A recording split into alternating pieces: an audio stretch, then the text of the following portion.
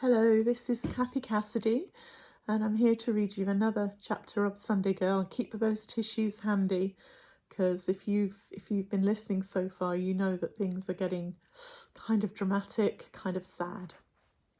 Top of the chapter that I'm reading today, chapter 29, the sign for the hospital. Giovanni drives through the night. We sit huddled into the cab of the ice cream van, following distant tail lights along an endless stretch of motorway. What happened, Giovanni? Mum wants to know. How bad is it? It's bad, he tells her. Patrick is at the hospital with her. He won't leave her side. Oh God, says Mum, I've been such a useless daughter. Hopeless. Hopeless daughter, hopeless mum, hopeless girlfriend. No, I soothe her, not hopeless at all. Well, maybe a little bit. I don't know how to thank you, Mum tells Giovanni. You're my hero, the best, bravest man I ever knew. If it hadn't been for you... Giovanni shakes his head in the darkened cab. It's the kid with the skates you should really thank, he says. What kid? Mum puzzles. What skates? It turns out that after my phone call this morning, Carter took off and bladed round to our house to find out why Gran and Grandad weren't answering their phone. There was nobody in, so he found a neighbour who told him about the stroke, about the ambulance with its wailing siren and flashing lights. It happened on Saturday night as Mum and Toto and I sat on a train, hurtling towards Glasgow. This kid, he skated right over to the hospital, found out which ward Molly was on, Giovanni says. Patrick was there, of course. Your friend passed on the message, Jude, and Patrick sent him to the restaurant to find me. I was washing dishes as usual when this crazy kid flew into the kitchen, shouting about hospitals and phone calls and a pub in Glasgow called The Wizard. Bet your boss liked that, Mum says. He's not my boss anymore. Oh dear. I think of a boy, a lanky, straw-haired boy in scruffy school uniform, blading about the streets of Coventry on a secret mission when he should have been at his Auntie Eileen's. I think of him carrying his rollerblades through hushed hospital corridors in his stocking feet, bursting into the kitchen at Mario's Italian restaurant, getting chucked out again with a torrent of Italian abuse ringing in his ears. He's a good kid, though, Giovanni tells me. He came back to the hospital with me, waited while I spoke to Patrick.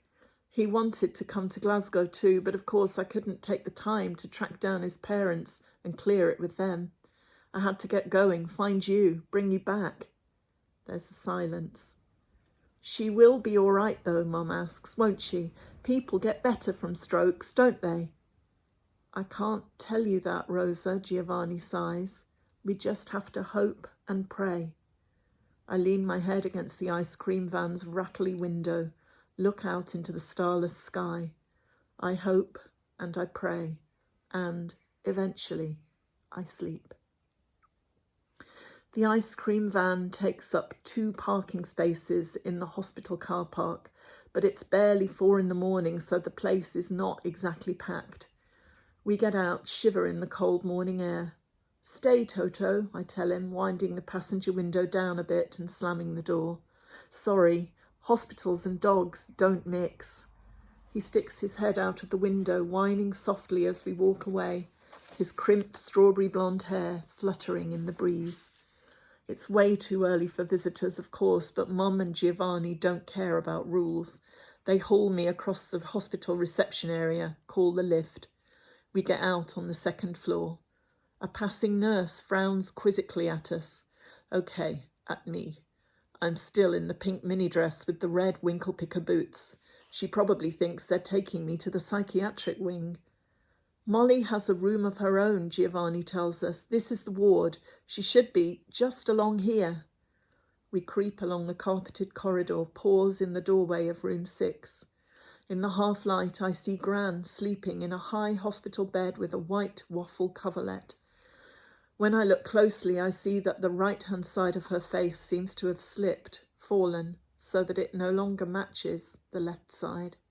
It's scary, distorted like a jigsaw someone's tried to force together, even though the pieces are wrong. In a soft chair at the side of the bed, Grandad is sleeping. His clothes are crumpled, his shoes discarded and kicked to one side. His head lolls and his breathing is dry and raspy, as though he's the one who's ill. Mum sits down gently on the edge of the bed and takes Gran's hand. Mum, I'm sorry, so sorry, she whispers. You have to get better, do you hear? We can't do without you. I can't do without you. Grandad stirs, rustling out of sleep. You found them, he says. Good boy, Giovanni. I fling my arms around Grandad and hold on tight. He smells warm and safe like home. His rough whiskers scratch my cheek and a damp patch appears in my hair. I pull away, puzzled. Grandad doesn't cry. They keep telling me to go home, Grandad says brokenly. Do they really expect me to do that? Leave her here in this place? We've never been apart in 50 years. I know, Patrick, Giovanni says. I know. Abruptly, a nurse comes in, hands on hips. What's going on? She asks sternly. You shouldn't be here. Mr. Riley, we're breaking the rules already by allowing you to stay. Your wife is very ill. She's not up to so many visitors, and certainly not at this hour of the night. Patients are trying to sleep. Grandad bows his head defeated, but Giovanni speaks up. We've come a long way, he tells the nurse, all the way from Glasgow, driving through the night. This is Molly's daughter and granddaughter. Please, can they stay just for a little while? Please? The nurse softens and smiles. Well, just 5 minutes then, no longer, she says, and quietly, okay? If Sister catches you, I'll be in big trouble. 5 minutes, Giovanni promises, and the nurse turns away. At that moment, Gran's eyes flutter open. Her milky blue eyes blink and focus, and a single tear wells and rolls down her left cheek. Ah, don't, Molly pet, Grandad says. I'm here. Rose is here too, and Jude and Giovanni. We'll get you home soon, I promise. They're doing all they can. Mum reaches forward to smooth Gran's hair, which lies spread across the pillow, dull, frizzy, lifeless. We'll get you smartened up, Mum, she says softly. Good as new. She takes a brush from her shoulder bag and begins to brush, smoothing out the tangles so gently, so carefully, as if she's brushing spun silver. She makes a braid, weaving the hair over and under into a thick, glossy plait that curves across the white waffle coverlet like a rope of silk. There, she whispers, all done. I really must ask you to go now, the little nurse says, reappearing in the doorway. Mr. Riley, you can stay, but that's all. I'm sorry. Come back later, at visiting time. Rosa? Giovanni prompts, and Mum dips down quickly, kissing Gran, backing away. I lean down next, my lips brushing the dry skin of her cheek.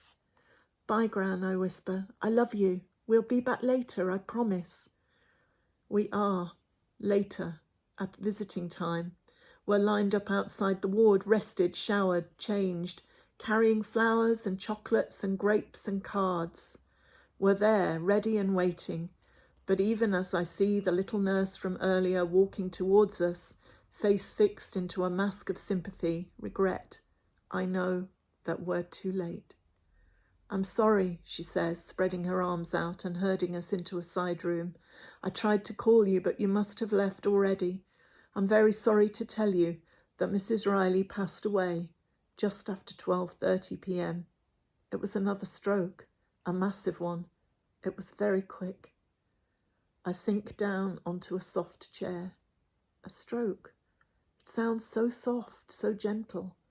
It doesn't sound like a way to die. No, Mum says, no. She makes a strangled sound, slumps against Giovanni. His arms fold round her and I see the glint of tears in his eyes. Mr. Riley was with her at the end, the nurse is saying. She wasn't alone. But we are, now, without her. Okay, that's quite a hard chapter to read. Don't dab your eyes and tune in tomorrow and find out what happens next. We've just 2 chapters left until the end of the story, and I promise you it will end on a happier note. Until then, please take care, and I will see you soon.